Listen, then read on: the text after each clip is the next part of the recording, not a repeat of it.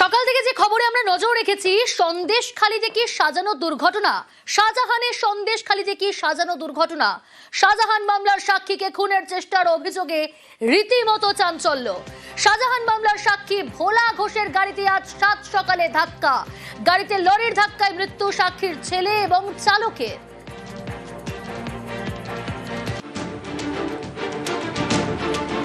আমরা গ্রাফিক্যালি প্রেজেন্টেশনের মাধ্যমে আপনাদের সামনে তুলে ধরেছি সেই সময়, অর্থাৎ দুর্ঘটনার সময়কার ছবি। দেখুন, ঘাতক লরি। শাহজাহানের সন্দেশখালীতে কি সাজানো দুর্ঘটনা। এটা কি নিছকই দুর্ঘটনা নাকি পরিকল্পিতভাবে খুন? ইতিমধ্যেই নানান অভিযোগ সামনে আসছে। শাহজাহান মামলার অন্যতম সাক্ষী ভোলা ঘোষ, তার গাড়ি, সেই গাড়িতে লরির ধাক্কা, ভোলা ঘোষের ছেলের মৃত্যু হয়েছে, গাড়ির চালকের মৃত্যু হয়েছে, আহত গুরুতর জখম ভোলা ঘোষ। তারই নানান অভিযোগ ইতিমধ্যেই সামনে এসেছে। অনুপ রয়েছে সরাসরি আমার সঙ্গে। অনুপ, সকাল থেকে দুর্ঘটনাস্থলে তুমি ছিলে এবং আছো, তোমার কাছ থেকে একটু বোঝার চেষ্টা করব, কি মনে হচ্ছে? পরিকল্পিত করে খুন, পরিকল্পনা করে কি খুন করা হলো? এই ছাপ কি স্পষ্ট হচ্ছে? এখনো পর্যন্ত কি তথ্য সামনে উঠে এলো?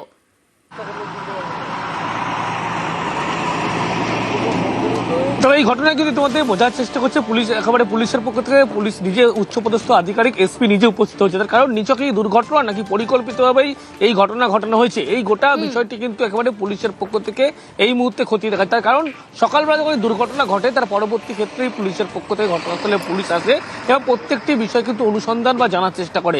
সেক্ষেত্রে লক্ষ্য করা যাচ্ছে 100 মিটার যে জায়গা সেখানে কিন্তু সম্পূর্ণভাবে কর্ডন করা হচ্ছে, ঘিরে রাখা হচ্ছে। তার কারণ হিসাবে দেখা হচ্ছে এই যে গোটা এলাকায় যে দুর্ঘটনা ঘটে কোনো সিসি ক্যামেরা ফুটেজ নেই, সেই কারণে পুলিশের পক্ষ থেকে প্রথমে কিন্তু ফরেন্সিক আধিকারিক তারা যেমন এসে নমুনা সংগ্রহ করে, আরটিও অফিসার তারা এসেছিল এবং কিভাবে দুর্ঘটনা ঘটেছিল, কোন জায়গায় ঘটেছিল, এই প্রত্যেকটি বিষয় তারা বোঝার চেষ্টা করে। পুলিশের পক্ষ থেকে খতিয়ে দেখা হচ্ছে দুর্ঘটনা নাকি পরিকল্পিত এই ঘটনা ঘটানো হয়েছে।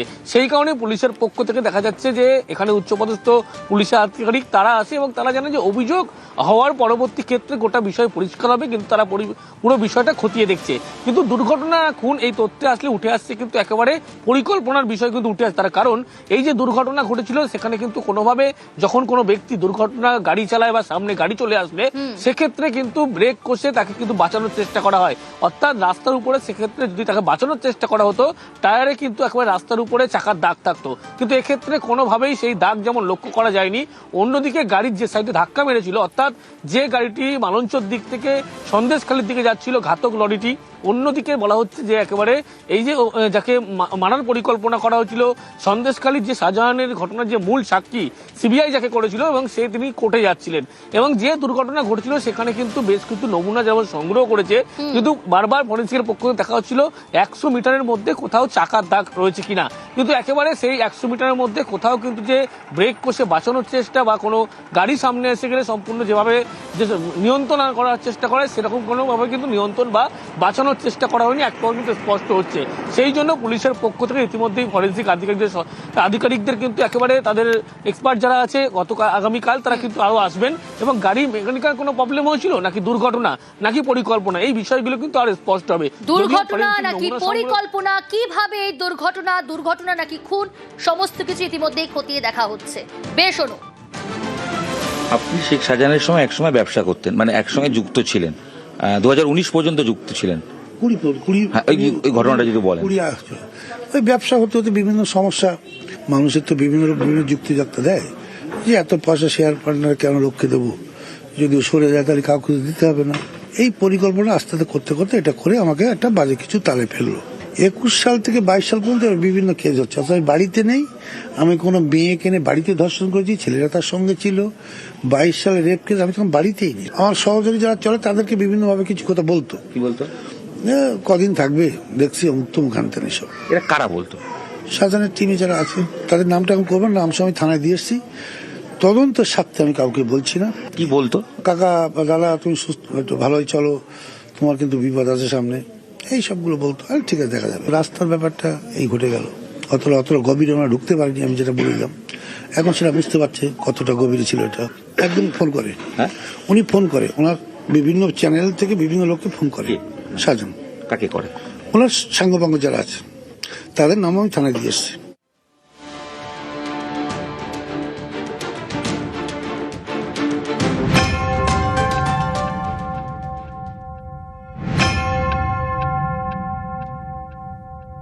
শাহজাহান শেখের যে ওই যে ঘটনা ছিল না, সিবিআই মামলায় হেনা তেনা, ইডিকে মারধর, ওর যে কার্যকলাপ, ও সাক্ষী ছিল আমার বাবা ভোলা ঘোষ।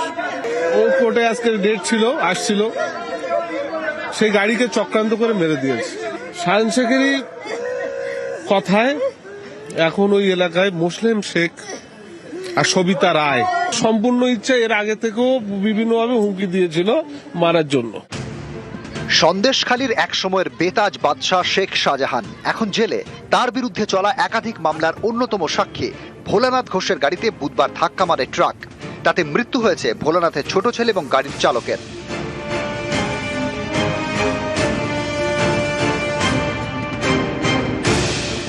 যখন আসছে আমি তো চলে গেছি, আমি আলিম আমার কাছের ছেলে, আমাকে চিনতে পারছি। পুরো খুনের পরিকল্পনা, একদম পুরো আমার বংশ শেষ করার জন্য পরিকল্পনা। এখান থেকে বেলুনটা পেটে এখানে লাগিল, সামনে সিটে বসেছিল, সামনে আর ছেলে পিছনে পিছনে সিটে বসেছিল। এটা কি শাহজাহান ঘনিষ্ঠ?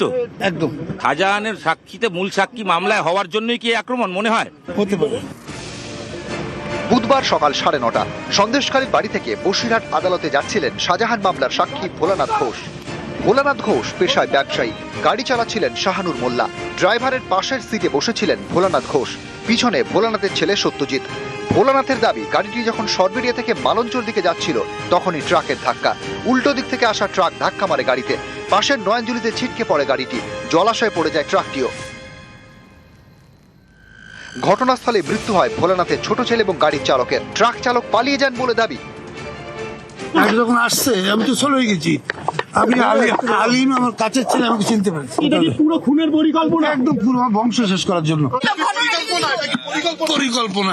এখান থেকে বেলুনটা পেটে এখানে লাগিল, সামনে সিটে বসেছিল, সামনে আর ছেলে পিছনে পিছনে সিটে বসেছিল। তালতলা মোড় বলে একটা জায়গা আছে, ওখানটা ক্রস করার পরে ওখান থেকে গাড়িটা খুব বেপরোয়া চালায়। যারা বাইক চালিয়ে পিছনে আসছিল আমাকে বললো, আমি যখন স্পটে গেলাম বললো আমরা বাইক সাইড চাচ্ছিলাম, বাইক কেউ সাইড দেয়নি।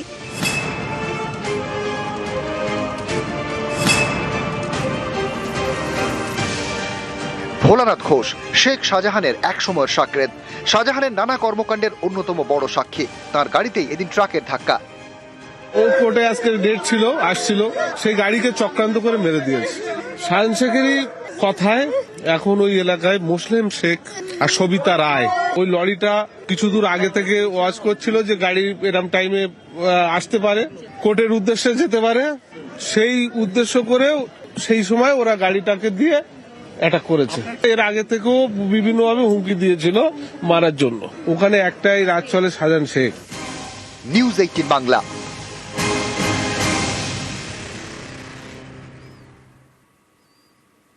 জেলের মধ্যে বসেই সাক্ষীকে খুনের ষড়যন্ত্র। শাহজাহান ঘনিষ্ঠ মুসলিম শেখ ও সবিতা রায়ের বিরুদ্ধে সরব ভোলা ঘোষের বড় ছেলে। আগেও খুনের হুমকি দেওয়ার অভিযোগ অস্বীকার সবিতা ও মুসলিমের। ওরা যেটা বলছে সম্পূর্ণ তো ভিত্তিহীন। আমি একটা মহিলা, আমি কি করে গাড়ি অ্যাক্সিডেন্ট, একটা মর্মান্তিক ঘটনাটা বেদনাদায়ক। আমি দুবার গেছিলাম তার বাড়িতে, আমি আজকে অফিসেও যাইনি এটার জন্য। সত্যিকার খুব খারাপ লাগছে এটা শুনে। কিন্তু যেটা বলছে, অভিযোগ করছে, এটা পুরো ভিত্তিহীন। আমি এর বিরুদ্ধে কোনো কিছু বলবো না। ওরা তদন্ত আছে, পুলিশ প্রশাসন আছে, সবাই আছে, তদন্ত করুক, তদন্ত যদি হয়। এটা ওরা পরিকল্পনা, ওরা এইসব কি সব বলছে আমি কিছু বুঝতে পারছি। এটা মিথ্যে কথা, একদম মিথ্যে কথা, একদম সম্পূর্ণ মিথ্যে কথা। আর ওসব কাজ করার লোক আমরা না। সাত সকালে সন্দেশখালীতে দুর্ঘটনা, ভয়াবহ দুর্ঘটনা, যেখানে লরি ধাক্কা দিল একটি গাড়িকে। কার গাড়ি? ভোলা ঘোষের গাড়ি। আর সেই গাড়িতে ছিলেন 3 জন, ভোলা ঘোষ, তার ছেলে এবং গাড়ির চালক, দুজনের মৃত্যু হয়েছে।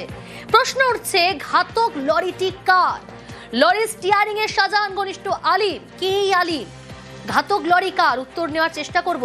অনুপম রয়েছে টেলিফোন লাইনে। অনুপম, কি জানা যাচ্ছে? ঘাতক লরি কার? কে গাড়ি চালাচ্ছিলেন? কার নামে রেজিস্ট্রেশন রয়েছে?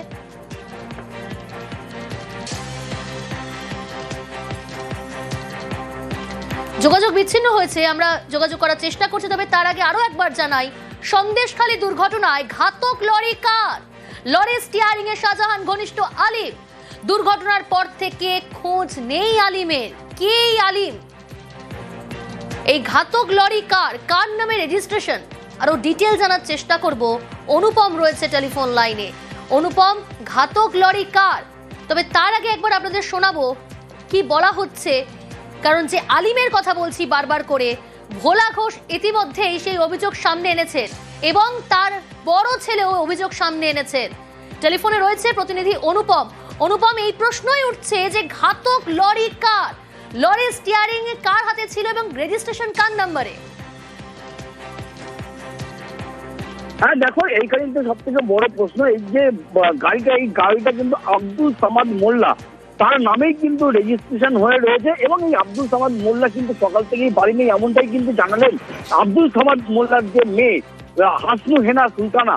তার বাড়িতে যখন গেলাম, হাসনু হেনা সুলতানা তিনি বাড়িতে ছিলেন, কিন্তু তিনি পরিষ্কার জানালেন যে তার বাবা সকাল থেকে বাড়ি নেই। তিনি এটাও পাশাপাশি জানালেন যে 8 মাস আগে নজরুল মোল্লা নামে একজনের কাছে এই আব্দুল সামাদ মোল্লা গাড়িটি বিক্রি করে দিয়েছিল, যদিও 8 মাস হয়ে যাওয়ার পরেও কেন তিনি নাম পরিবর্তন করেননি, এখানে কিন্তু একটা বড় প্রশ্ন উঠছে। তাহলে কি এই আব্দুল সামাদ মোল্লার মেয়ে হাসনু হেনা সুলতানা তিনি কি তার কথার মধ্যে দিয়ে কি পুলিশের যে তদন্ত সেই তদন্ত কি মোড় ঘোরানোর চেষ্টা করছে, নাকি সত্যি এই আব্দুল সামাদ মোল্লা গাড়িটি বিক্রি করেছে কিন্তু কাগজপত্র এখনো ট্রান্সফার করেনি? এই নিয়ে কিন্তু প্রশ্ন উঠছে। যদিও আমরা সূত্র মারফত যেটা জানতে পেরেছি যে অর্থাৎ অনুপম, গাড়িটা বিক্রি করে দেওয়া হয়েছে এমনটাই পরিবারের তরফ থেকে জানানো হয়েছে, কিন্তু লরি রেজিস্ট্রেশন আব্দুল সামাদ মোল্লার নামেই রয়েছে।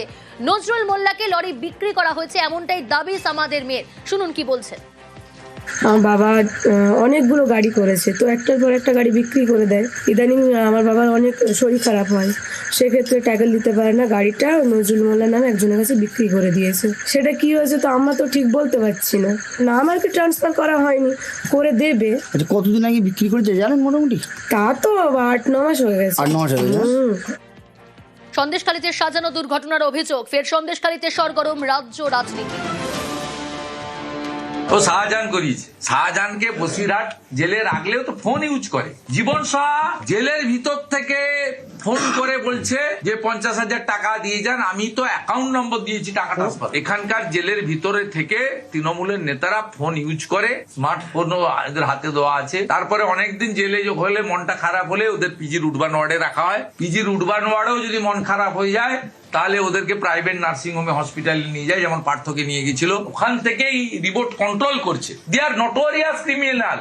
শাহজাহানকে পশ্চিমবঙ্গের জেলে রাখলে ভোলা ঘোষরা যে কোনো দিন মারা যায়। ওনার SSKM এর চিকিৎসাটাও খুব রিস্কি, সেখানেও মেরে যে দেবে না তার কোনো গ্যারান্টি নেই। দুর্ভাগ্যজনক একটা দুর্ঘটনা। সঙ্গে সঙ্গে দায়িত্বজ্ঞানহীন ভাবে যদি এই ধরনের কেউ কোনো অভিযোগ করেন, যে কেউ রাজনৈতিক ফায়দার জন্য অভিযোগ করতে পারে। পুলিশ তদন্ত করছে, কারুর কাছে যদি কোনো তথ্য প্রমাণ কিছু থাকে তদন্তকারীদের সাহায্য করুন। হাতরাসের ঘটনা কেন, তদন্ত কেন উত্তরপ্রদেশে ছিল? তাহলে বিজেপি শাসিত রাজ্যে যখন অপকীর্তি ঘটে, বিজেপি শাসিত রাজ্যে যখন কোনো একের পর এক রহস্যময় কাণ্ড ঘটে, খুন ঘটে, ধর্ষণ ঘটে, ধর্ষিতার পরিবারের উপর আক্রমণ হয়, তো তখন সেগুলো বাইরে নিয়ে যাওয়ার কথা হচ্ছে না। এবার নজর রাখি বনগাঁর দিকে, কারণ বনগাঁর গার্লস স্কুলে দিনভর উত্তেজনা। 8ম শ্রেণীর ছাত্রীকে শ্লীলতাহানির অভিযোগ, স্কুলের অস্থায়ী কর্মীর বিরুদ্ধেই এই অভিযোগ। যে ছবি আপনাদের দেখাচ্ছি, বনগাঁর গার্লস স্কুলে দিনভর উত্তেজনা। 8ম শ্রেণীর ছাত্রীকে শ্লীলতাহানির অভিযোগ, অস্থায়ী কর্মীর বিরুদ্ধে এই অভিযোগ। স্কুলে বিক্ষোভ, ভাঙচুর চালায় পড়ুয়ারা।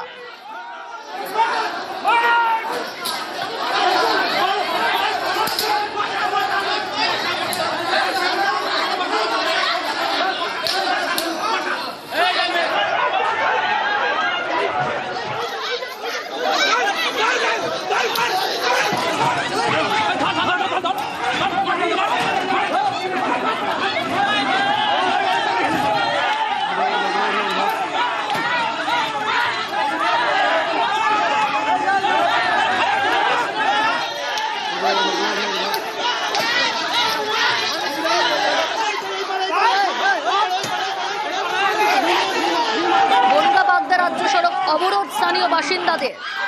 এদিকে স্কুলে বিক্ষোভ, ভাঙচুর চালায় পড়ুয়ারা। দিনভর উত্তেজনা বনগাঁ গার্লস স্কুলে।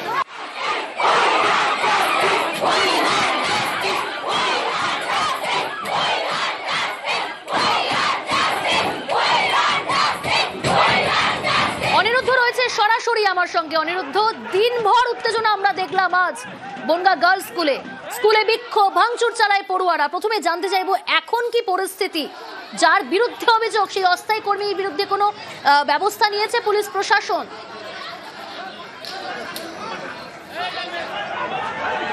দেখো প্রিয়াঙ্কা, একদমই সকাল থেকে বলা যেতে পারে যে আজকে স্কুলে পরীক্ষা ছিল। এই উচ্চ বালিকা বিদ্যালয়ে যে অভিযোগ ওঠে, অস্থায়ী গ্রুপ ডির কর্মচারী তার বিরুদ্ধে অভিযোগ ওঠে যে একজন অষ্টম শ্রেণীর ছাত্রীকে শ্লীলতাহানি করে। তারপরেই স্কুলের পড়ুয়ারা ক্ষুব্ধ হয়ে ওঠে, তারা স্কুলে বিক্ষোভ দেখাতে থাকে, স্কুলে ভাঙচুর চালায়। পরবর্তীতে সেই অভিযুক্ত, অর্থাৎ যার বিরুদ্ধে এই অভিযোগ উঠেছিল, সেই অভিযুক্তকে স্কুল থেকে আটক করে পুলিশ। কিন্তু পরবর্তীতে স্কুলের শিক্ষিকারা আটকে পড়ে। স্কুলের প্রধান শিক্ষিকার বিরুদ্ধে সাধারণ ছাত্রীরা ক্ষোভ জানাতে থাকে যে প্রধান শিক্ষিকা ওই চতুর্থ শ্রেণীর কর্মচারীকে আড়াল করবার চেষ্টা করেছে, বা ও চতুর্থ শ্রেণী কর্মচারীর বিরুদ্ধে প্রাথমিকভাবে যখন ছাত্রীরা অভিযোগ জানাচ্ছিল সেই সময় প্রধান শিক্ষিকা ছাত্রীদের কথা শোনেনি। সেই অভিযোগ তুলে তারা ক্ষোভ জানাতে থাকে, বিক্ষোভ জানাতে থাকে, ভাঙচুর করা হয় স্কুলে। পরবর্তীতে বনগাঁ বাগদা রাজ্য সড়ক অবরোধ শুরু করে দুপুর 12টা থেকে দীর্ঘক্ষণ তারা এই আন্দোলন বিক্ষোভ চালাতে থাকে। তাদের বিক্ষোভে সামিল হয় অভিভাবকরা এবং স্থানীয় বাসিন্দারা, এবং পরবর্তীতে বনগাঁ পুলিশ বাহিনী, ব্যাপক পুলিশ বাহিনী ঘটনাস্থলে আসে। এসডিপিও বনগাঁ এবং বনগাঁর অ্যাডিশনাল এসপির নেতৃত্বে বিশাল পুলিশ বাহিনী স্কুল গেটে বিক্ষোভকারীদের সামাল দিতে হিমশিম খায়।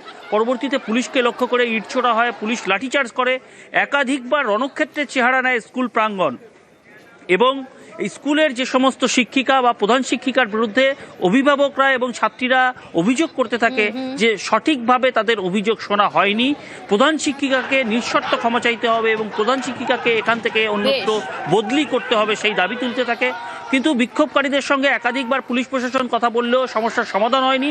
পরবর্তীতে প্রায় 8 ঘন্টা পরে 8টার সময় রাস্তা বলা যেতে পারে রাস্তা ফাঁকা করে দেওয়া হয়। পুলিশ লাঠিচার্জ করে সেখান থেকে রাস্তা থেকে হটিয়ে দেয় বিক্ষোভকারীদের এবং স্কুলের সামনে থেকে হটিয়ে দেয় বিক্ষোভকারীদের। তারপরে স্কুল থেকে তাদেরকে, অর্থাৎ শিক্ষিকাদেরকে বাড়ি পাঠানোর ব্যবস্থা করা হয়েছে। আমরা তো পরীক্ষা হলে ডিউটি করছিলাম, আজকে আমাদের পরীক্ষা শেষ, তখনই দেখি চিৎকার চেঁচামেচি।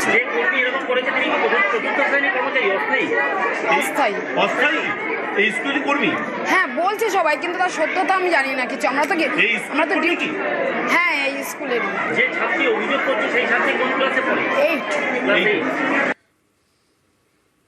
এদিকে আসানসোলে বিক্ষোভের মুখে অগ্নিমিত্রাপল, অগ্নিমিত্রার গাড়ি ঘেরাও তারা গ্রামবাসীদের। আসানসোলে জনসংযোগ কর্মসূচিতে উত্তেজনা পরিস্থিতি তৈরি হয়। পাড়ায় পাড়ায় দিদি ভাই কর্মসূচিতে বিক্ষোভের মুখে অগ্নিমিত্রাপল। দীর্ঘক্ষণ গাড়িতেই বসে থাকেন পদ্ম বিধায়ক।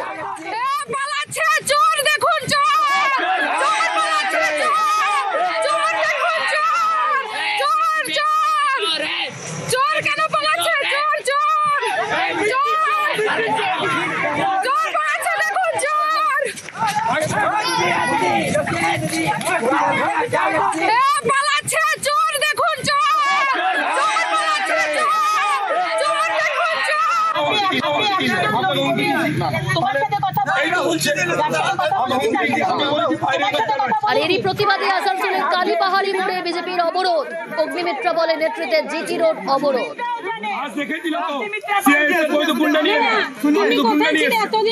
আপনার গর্ভটার একটা লোক আছে, আপনার গর্ভটার একটা লোক আছে, চুপ কর। না না, এতদিন কোথায় ছিল? ঘরে ঢুকে ঢুকে বলছেন মোদিকে ভোট দিয়ে আপনার এটা করেছে, ওই জন্যই তো আমরা বললাম না। না আপনার আয়া হ্যাঁ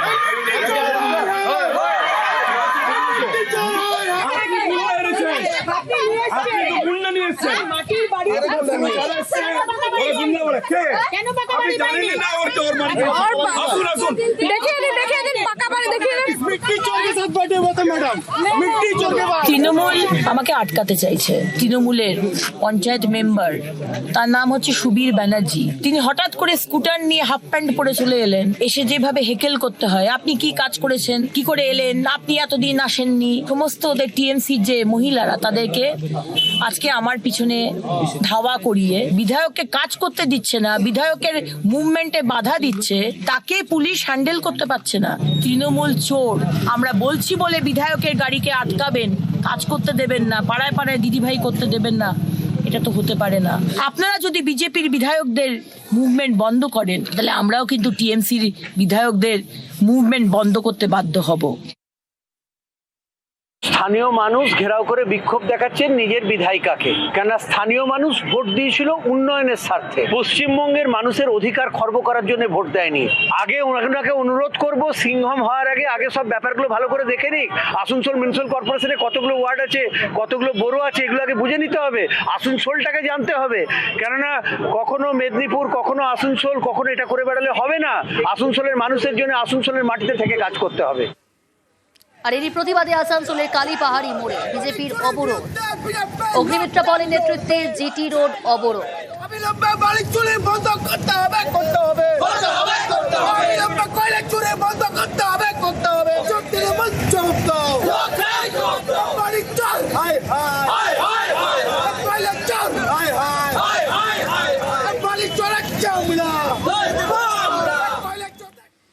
নজর রাখবো পরের খবরে। বাংলাদেশ থেকে বাড়ি ফিরলেন কাকদ্বীপের 47 জন মৎস্যজীবী প্রায় 4 মাস পর। অভিযোগ, বাংলাদেশে তাদের উপর অত্যাচার চালানো হয়, মারধর করা হয়। এপারে কিন্তু অন্য ছবি।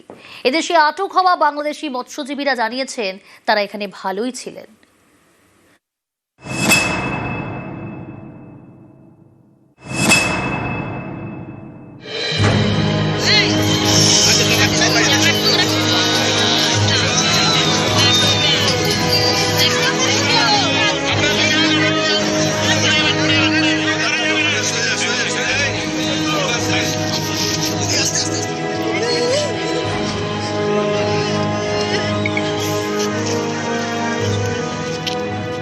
সারা রাত পিছে বেঁধে রেখে উৎকুরি রেখে সারা রাত মেরেছে। এবার 4 জন 2 ঘন্টা মারে, আবার 4 জন এসে আবার 2 ঘন্টা মারে। আমার কান্না করি তবু ছাড়ে না, সারা রাত মেরেছে।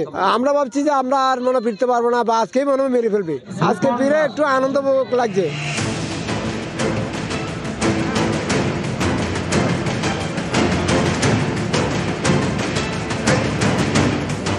সমুদ্রে মাছ ধরতে গিয়েছিলেন, ভুল করে সীমান্ত পার করে ফেলেন, ধরা পড়েন বাংলাদেশে। তারপর থেকে সেখানেই বন্দী।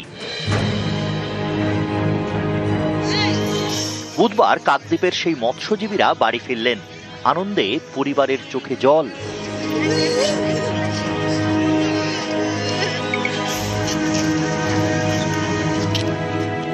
আমাদের কষ্ট খুব দিন গেছে, ছোট ছোট বাচ্চা নেই, খুব কষ্টই ছিলাম। না পারলাম টিউশনের খরচা দিতে, না পারলাম কারেন্টের বিল দিতে। হ্যাঁ, একটু সাহস পেয়েছি। মাস 4 আগে বঙ্গোপসাগরে মাছ ধরতে গিয়েছিলেন 3টি ট্রলারে 48 জন। অভিযোগ, আন্তর্জাতিক জলসীমান্ত পার করে ফেলে এফবি পারমিতা, এফবি ঝড় 2 এবং এফবি মঙ্গলচণ্ডী। 3টি ট্রলারকেই আটক করে বাংলাদেশ কোস্টগার্ড। তারপর দিনের পর দিন মৎস্যজীবীর উপর অত্যাচার করা হয় বলে অভিযোগ। 48 জনকে আটক করে মংলা পোর্ট জেলে রাখা হয়। সেখানে স্ট্রোকে মৃত্যু হয় একজনের। সারা রাত পিছে বেঁধে রেখে উৎকুরি রেখে সারা রাত মেরেছে। এবার 4 জন 2 ঘন্টা মারে, আবার 4 জন এসে আবার 2 ঘন্টা মারে। আমার কান্না করি তবু ছাড়ে না, সারা রাত মেরেছে। আমরা ভাবছি যে আমরা আর মনে ফিরতে পারবো না, বা আজকেই মনে হয় মেরে ফেলবে। আজকে ফিরে একটু আনন্দ লাগছে। ইঞ্জিনটা বিকল হয়ে গেছিল, আমরা ভাসছিলাম, আর একটা ট্রলারকে তাড়াচ্ছিল এবং তাকে ধরতে পারেনি। ওদের রাগটা আমাদের উপরে মিটিয়েছে, পিছনে হাত পোঁচা করে বেঁধে, পা বেঁধে ডেগের মধ্যে শুকরিয়ে রেখেছিল, মারধর করেছিল। বাংলাদেশে আটকে রেখে ভারতীয় মৎস্যজীবীদের অত্যাচারের অভিযোগ। এদেশে অন্য ছবি। মাস 3 আগে বাংলাদেশের 32 জন মৎস্যজীবীকে এদেশে আটক করা হয়। আন্তর্জাতিক জল সীমান্ত পার করার জন্য আটক করে উপকূলরক্ষী বাহিনী। সোমবার তাদের বাংলাদেশে ফিরিয়ে দেওয়া হয়। বাংলাদেশি মৎস্যজীবীদের বক্তব্য, এদেশে তারা ভালোই ছিলেন। এখানে আমরা ভালোই ছিলাম, কোনো সমস্যা হয় না আমাদের। খাওয়া দাওয়া থাকা কোনো কিছু সমস্যা নেই? না, কোনো সমস্যা হয় না। 3 মাস পর বাড়ি ফিরছেন, কেমন লাগছে বলুন? ভালোই লাগছে। দক্ষিণ 24 পরগনা থেকে বিশ্বজিৎ হালদার, নিউজ 18 বাংলা।